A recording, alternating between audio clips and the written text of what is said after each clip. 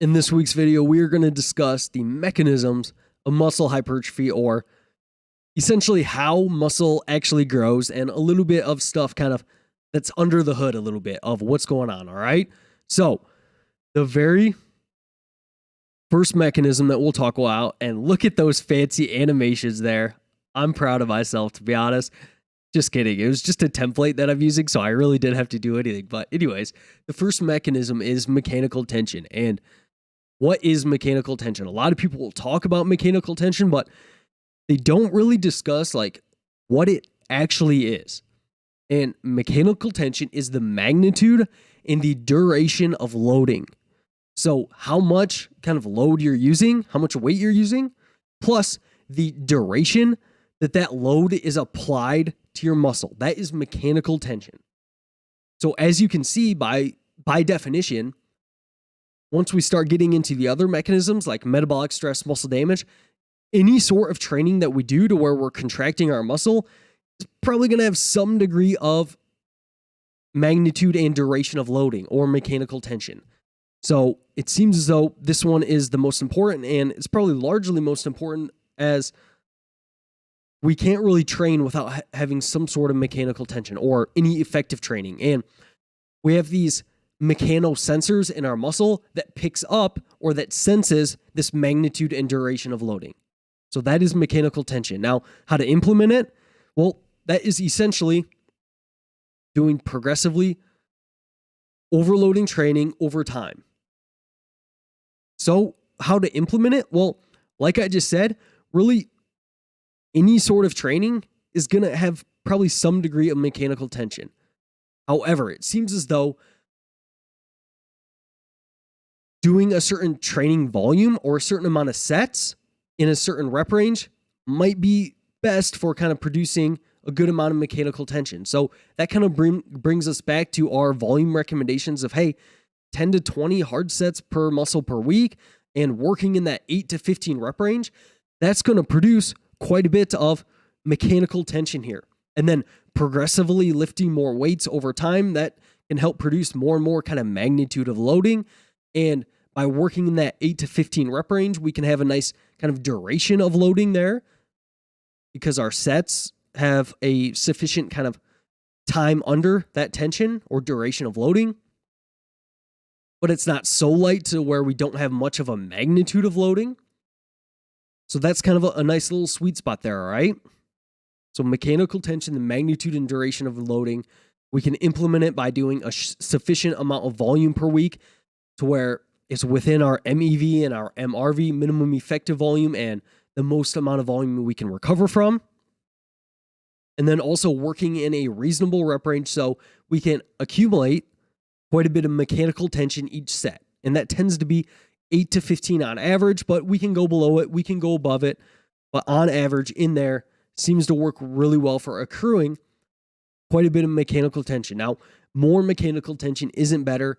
We want to stay within a volume range that we can still recover from, but mechanical tension does seem to be kind of king here, all right?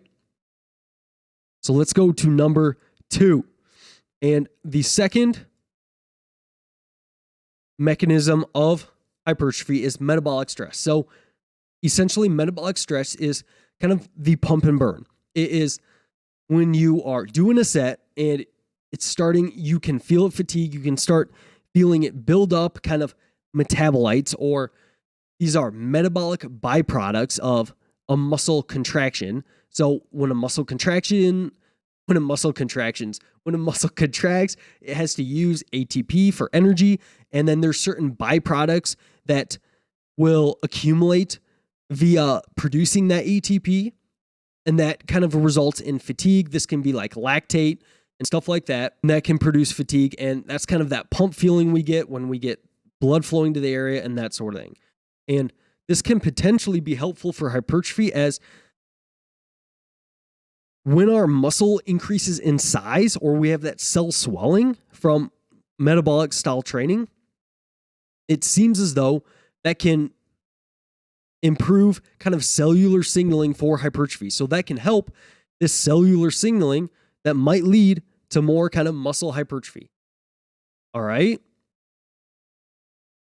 And it also leads to more kind of metabolic or mechanical tension when you do metabolic stress type training. So this is going to be, so implementing this could be drop sets, same muscle supersets, just anything that gets kind of a big pump.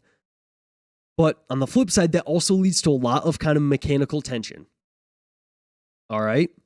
So mechanism 2, metabolic stress, building that accumulation of metabolites, that kind of pump and burn. And then you can implement it with drop sets, supersets, stuff like that. And I'll kind of wrap these all together at the end and kind of talk about more specific implementation. All right. So that's metabolic stress.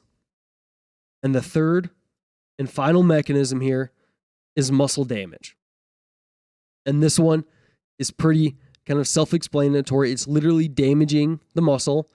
And this might potentially be beneficial as it can really start to get the inflammatory process started. So it can,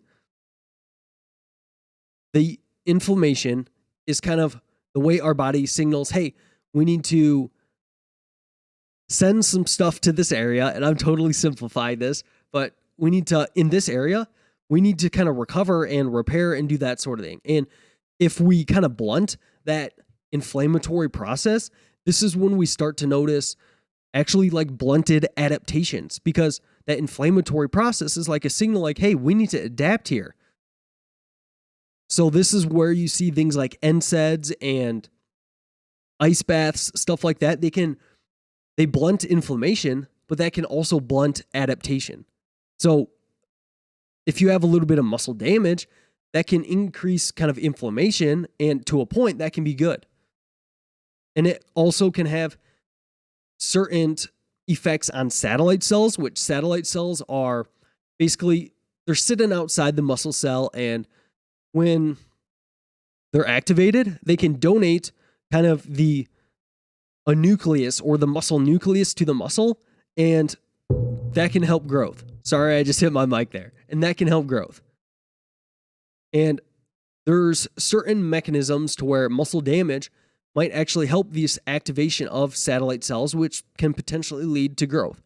So there seems to be some stuff going on with muscle damage to where it's like, hey, theoretically, it could be beneficial for hypertrophy. It could be an independent mechanism.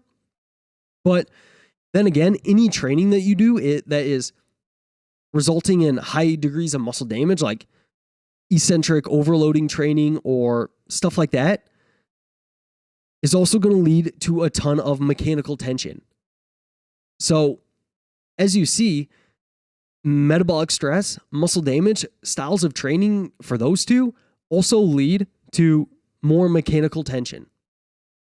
So it's hard to kind of separate these out. All right. So that's number 3. That's kind of muscle damage, and a couple of reasons why we think it could be potentially beneficial for muscle hypertrophy. And back to kind of metabolic stress, there's also some kind of acute hormonal signaling and stuff like that, it could just be acute and not matter a whole lot, but some intracellular signaling to where metabolic stress, it could be another reason why it could help hypertrophy, right? So let me kind of conclude here with the 3 mechanisms of hypertrophy, all right? So number 1, mechanical tension. That's the magnitude and duration of loading. This is probably or clearly the most important mechanism, in part because we really can't have the other 2 without this one. And then number 2, metabolic stress, kind of that pump and burn, that cell swelling might have some signaling pathways that help hypertrophy. We might get some different hormonal responses that can help. When we do metabolic style training, we can get our full fiber recruitment because we are training close to failure, and under that fatigue, we need to recruit our entire muscle, but we're probably also getting that with mechanical tension and muscle damage. Muscle damage, it's damaging the muscle, and with muscle damage, there could be some stuff with satellite cells and starting up that inflammatory process, although you also probably get some of that with the other 2. So it's hard to say. It's hard to kind of tease these out to win, whether one is an independent causal factor. But we think that, hey, mechanical tension is probably the best. So from an implementation standpoint, what do you do with this information? Well, we probably want our training to produce a high degree of mechanical tension within the bounds of our recovery capabilities. So working within our MEV and our MRV, our minimum effective volume and maximum recoverable volume. We don't want to do more than what we can recover from, or else we're going to have potentially too much muscle damage here. And then we're not really going to recover and adapt. And recovery is required for adaptation. So you're not going to grow any muscle if you're not actually recovering. All right. And don't overlook that one. Like that's definitely one to where I've seen with so many clients where I've brought their volume down when they start working with me. And they're like, wow, this is a lot volume than I used to do. I was kind of scared to start with this volume because it was like, I was worried it wasn't going to be enough. But then they realize they still get a good pump. They still get a little bit of soreness, and they realize that they were probably just doing way too much. And I've had people recomp a little bit with bringing the volume down to actually a recoverable standpoint. All right. So don't overlook this one. I've overlooked it in my own training, and it's a lot easier for me to program for clients and be objective about it. But when I've done this with my own training and my clients, things go a lot better. And it's less work in the gym as well. So it's good on both fronts. All right. So we don't want to do too much muscle damage. We don't want to have too much muscle damage, but we still kind of want to implement these. So a high degree of mechanical tension, that's going to be working with a sufficient amount of sets per week in a rep range that is conducive to producing a good amount of mechanical tension.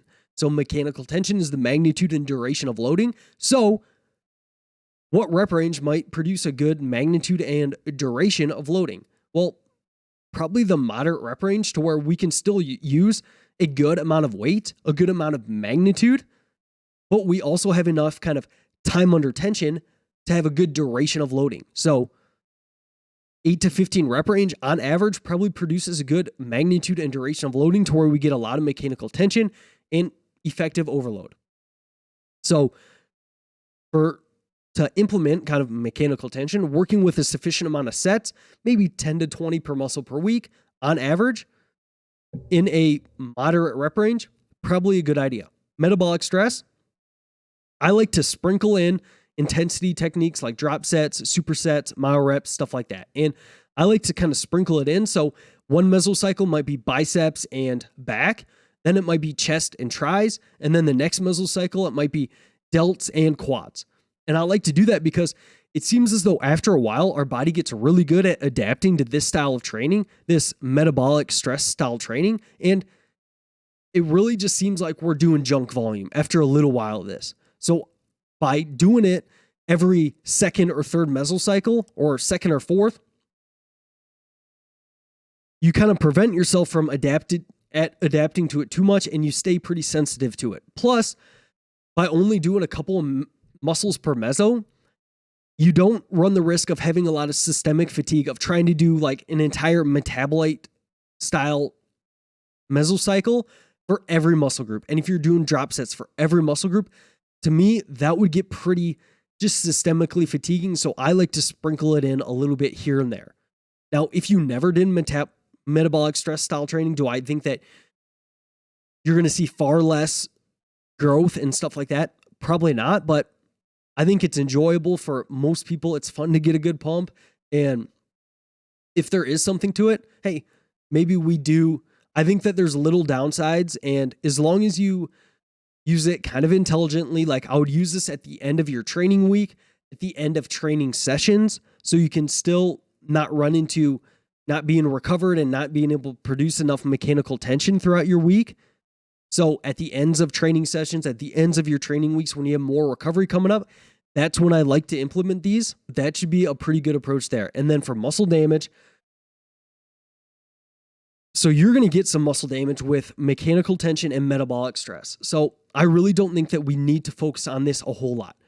However, every once in a while, maybe before a deload or a primer phase, maybe you play around with some accentuated overloading eccentric training. So maybe right before a deload on your last chest session or your last set for your chest or for your last set for a certain muscle group, you get a spotter and you're like, hey, we're going to go all out on the bench press here, and you're going to help me on the way up and then slow on the way down, help me on the way up. And maybe you do stuff when you have the most recovery capabilities coming up. So a deload's coming up or a primer phase is coming up or something like that. Maybe you playing around with picking a couple of muscle groups to do some more damaging training at the very end to where it's not going to affect future training. Maybe playing around with that isn't the worst idea. And maybe there could be some benefits to that long term. All right. So that's the mechanisms. That's the implementation. I hope you guys enjoyed this, and I'll see you next Sunday.